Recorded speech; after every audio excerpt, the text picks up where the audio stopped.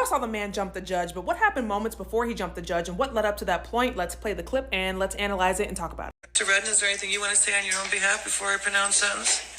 So basically, I would like to tell the courts and everyone here, like, based on my criminal history, like, I feel that, like, I shouldn't be, like, sent to prison for a second time.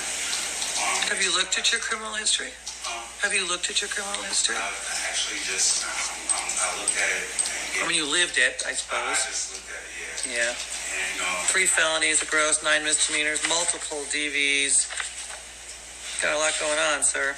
yeah, I just figured. Already be starting off down bad, but nowhere a defense attorney ain't been before. So when you have a case like this, the judge is always going to be considering your criminal history when determining whether they should sentence you to time in prison or time on probation. In this particular case, the defendant has an opportunity to represent or to speak on his own behalf. He has an attorney with him, but a lot of times judges will say, defendant, do you want to speak on your own behalf? And, hear them out.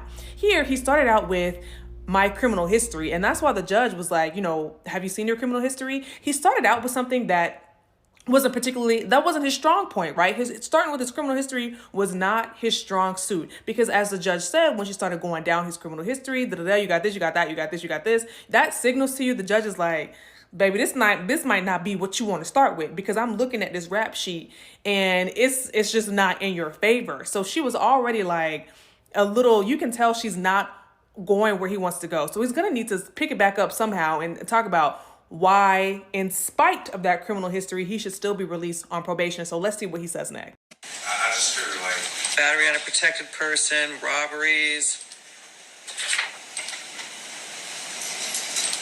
attempt home invasion. Go ahead, I didn't mean to interrupt you. I just figured, like, and I'm in a better place in my mind, my mental health, I have a support system.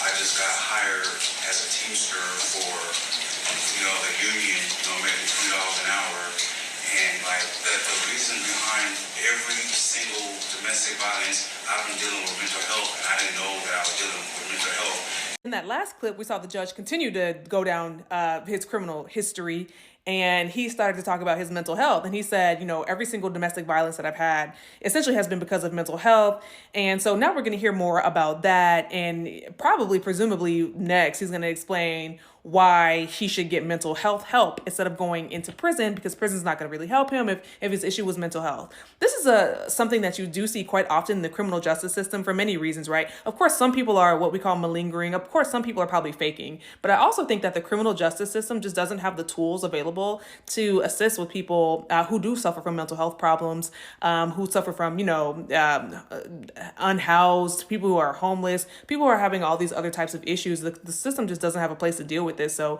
in a lot of mental health cases, they do end up in the government, in the criminal justice system, because, there's nowhere else for them to go. So I guess we're going to hear now how the mental health issues related to his criminal history issues and see what the judge thinks about that. But I can give you a hint already. You can see she's not really feeling it. I mean, it does look like she really already made up her mind about what to do with this case. The criminal history is just weighing really heavily. But let's hear about the mental health. I just got hired as a teamster for, the union, making $20 an hour.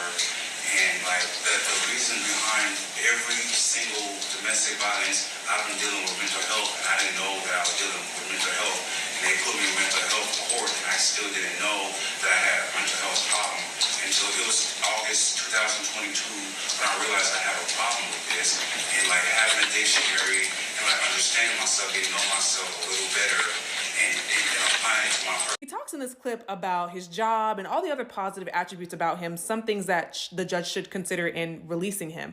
But he also says this statement. He says, every single mental health or every single domestic violence I've had has been a result of mental health. And he talks about mental health court. I wanted to touch on mental health court. So that varies from jurisdiction to jurisdiction. But what it typically is a way to divert you from going to jail. The judge has said, look, we see you have a mental health issue and we think we can divert you from jail. We think we can stop you from going to jail and stop you from going down this path of hurting people, things that you might be doing because maybe you didn't know you had an illness, or maybe you didn't have the medication, or maybe there's another way that we can stop you from doing these things and that are causing you to be arrested. We're going to send you to mental health court. Mental health court is supposed to give you resources, put hands on you, breathe life into you, have accountability partners. You have meetings week to have classes and things like that until you can pass and succeed. It's normally a really lengthy, long program. In Georgia, a lot of them are 24 months long. A lot of them, you don't live in a facility. You don't live in like an inpatient, that's the word I'm looking for, facility. But you do have these meetings and all this stuff. So all that to say this, he already did that program. And if he was not successful in that program, I don't know, right? But if he was not successful and he had to end up coming back to court after failing that program, the judges are not going to be lenient with you again. At that point, the judges are going to say, well, we gave you this opportunity to avoid going to prison the first time, maybe the second time, the third, fourth, fifth, sixth, seventh time. And now you're back before us again, and we don't have any more tools at our disposal. We don't want to keep sending you to mental health court and you're not being successful in that program, right? And the only other tool that we have, which is a horrible, the prison system, the court system rather, just doesn't have many tools in their disposal for mental health, for homelessness, for any of that stuff, for a lot of the people that end up before it. But the judge might say, you know what, I don't have any other tools at my disposal. I have probation, but I don't feel like that's appropriate because of your criminal history. And so I do think the only other option is to send you to prison. And that's probably what the judge is thinking here. She's probably like, all right, so you already did mental health activities. We put you in mental health court. We tried to give you those resources. They failed. And now what do you want me to do? I appreciate that, but I think it's time that he gets a taste of something else because I just can't with that history. In accordance with the laws of the state. And you already know what happened after that. He jumped over the ledge and was trying to do, Olympic pole vault, high jump level things in court. But what's wild and what you can hear is, number one, the judge was not going to sentence him to probation. She kept coming back to that criminal history and she just wasn't going for it. But what's wild here is what I wanted to say is that his entire case, the whole thing we just heard, was about him not going to prison. He didn't want to go to prison. And so now, whatever the sentence she was going to pronounce was not going to be as much time as it's going to be now. Now he's going to have all these extra charges on him. He's going to have to stay for much longer than whatever she was going to pronounce. We don't even know what her sentence was going to be, right? And of course it was going to be prison time, but his whole goal was to not do prison time, or at least minimize it as much as possible. And now he's extended the time that he's going to have to serve in prison due to these actions, right? And so I definitely think it undermined and undercut his goal and his purpose, and that's a shame and it's sad to see. I saw the man jump the judge, but what happened moments before he jumped the judge and what led up to that point? Let's play the clip. Definitely go back and watch her entire video because of everybody that I've seen talking about it. I love how she takes the time to break it down. And excuse my voice, I'm really not feeling well. But I've seen this video go around a few times and I've seen a lot of people make a lot of, jokes about it, laughing and, kind of happy that she got beat down. But I'm not happy about that. I feel like the decision she was getting ready to make as far as putting him in jail, he proved why he needed to be there. Another reason why I like the way this content creator broke it down is because she went back and showed clips of what happened before. He had an opportunity to share why he should not enter into prison, not go to jail, why he should have another chance to be free into society, into the community, where when somebody tells you that you can't do something you don't want to do, look at how you responded. And if you watch the video that this person put out, this young woman put out, you hear him talking about his mental health. You hear him talking about he has made better choices and just speaking up for the things that he's done and as to the reason why he should not go to prison. And as soon as she says, well, you know what, based off of this record, it doesn't match with what you're saying. Your record shows you don't need to be out into society because you're violent against people.